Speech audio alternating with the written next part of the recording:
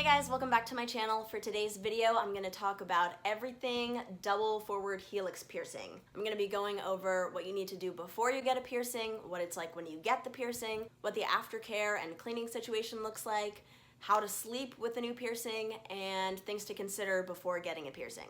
Now, I would like to disclose that I am not a piercing professional. I am in no way claiming that I know anything professionally about it. I'm just gonna be showing you what my experience has been and things that I have learned through getting all my piercings. Don't forget to like and subscribe and hit the bell notification because it doesn't hurt you and it doesn't hurt me. And without further ado, let's go ahead and dive on into the video. Okay, so first up are tips for before you even go to get a piercing, whether it's a double forward helix or not. You wanna make sure that you have had something to eat and had some water to drink before you get anything on your body pierced. You want to make sure that your body is prepared and that you aren't gonna faint when you get pierced. And making sure that you have a full Betty?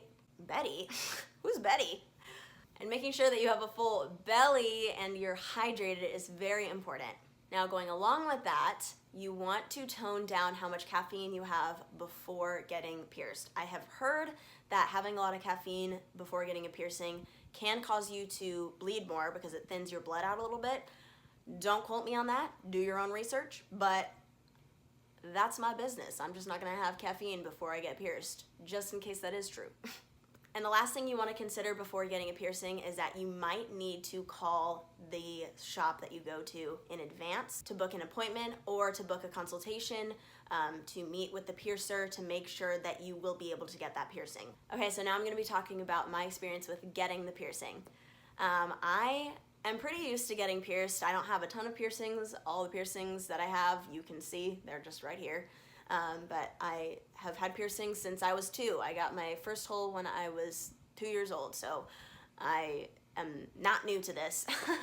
So I wasn't very nervous going in. I was just really excited. I had been wanting to get this piercing since I was, I think, a freshman or sophomore in high school, and I didn't end up getting it until I was a junior in college. So I really knew that I wanted it. I had slept on it for countless nights, making sure that it's something I really want to have on my body.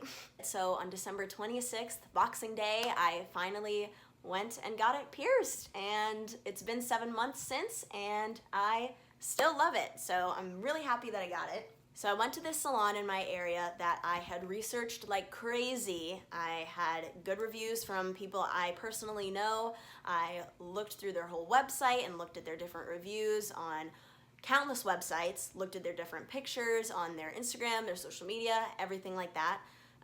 So that's a bonus tip right there. Do your research before you get a piercing. You want to make sure you go to a professional place that is not going to jack you up. So when I went in, there were quite a lot of people at the salon actually, and normally at this salon you do need a consultation. I think they kind of made an exception because they could tell that I didn't know that. So I told them what I wanted, and the piercer came back and looked at my ear. I actually told him that I wanted a triple forward helix, but he looked at my anatomy and told me that because of this bone here, it's way too close to this inner ear for me to be able to get 3.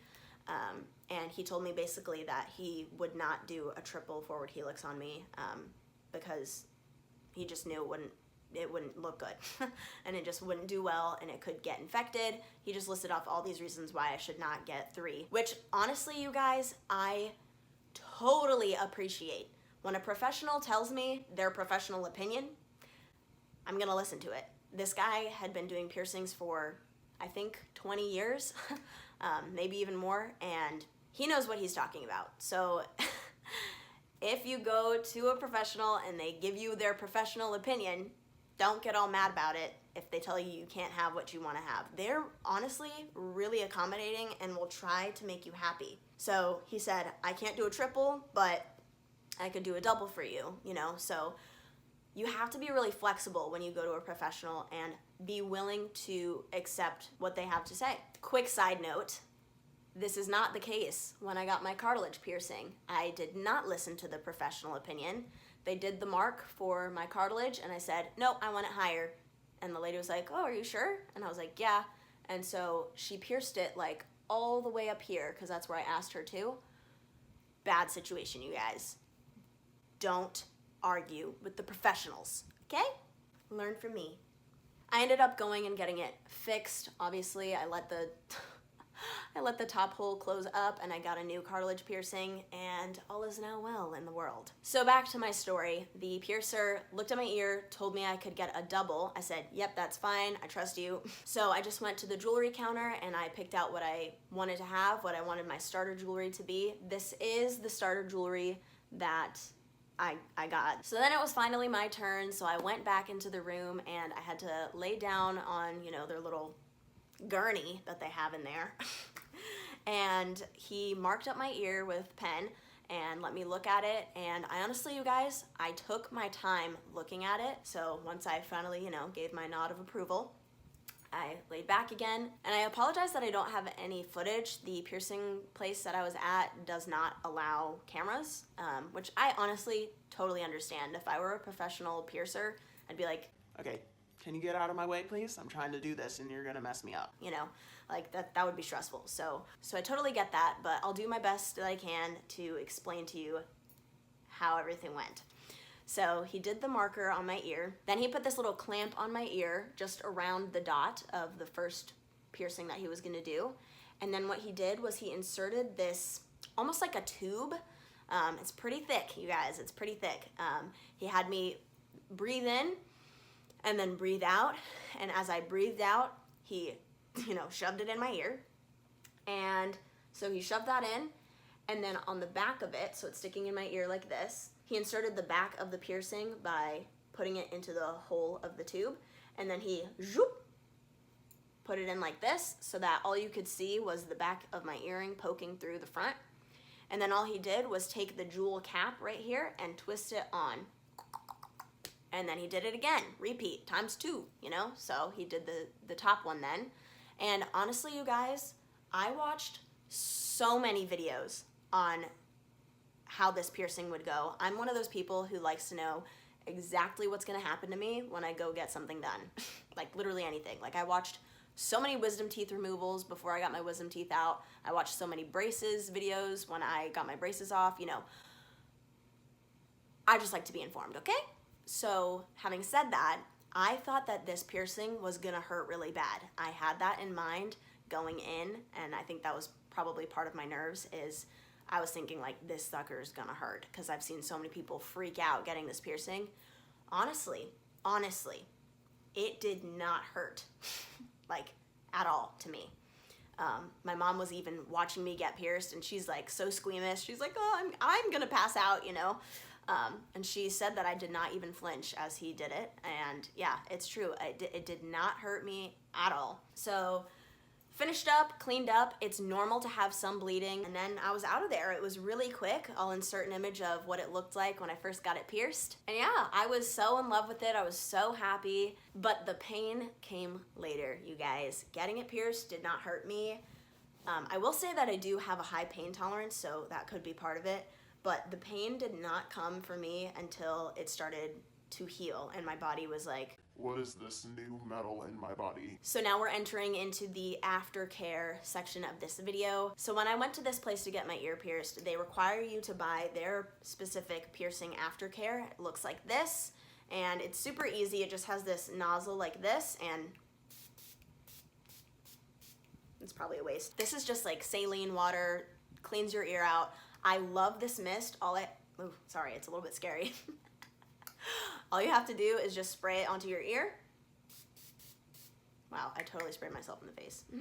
And then what I would do, take a little Q-tip, give a little scrubby, give her a little scrubby. And you do this morning and night. And you guys, when I tell you that you need to clean your piercing, you need to clean your piercing. You do not want to mess around and get an infection. He gave me this little card that gave me all the information that I needed to know. So, you know, I got a forward helix.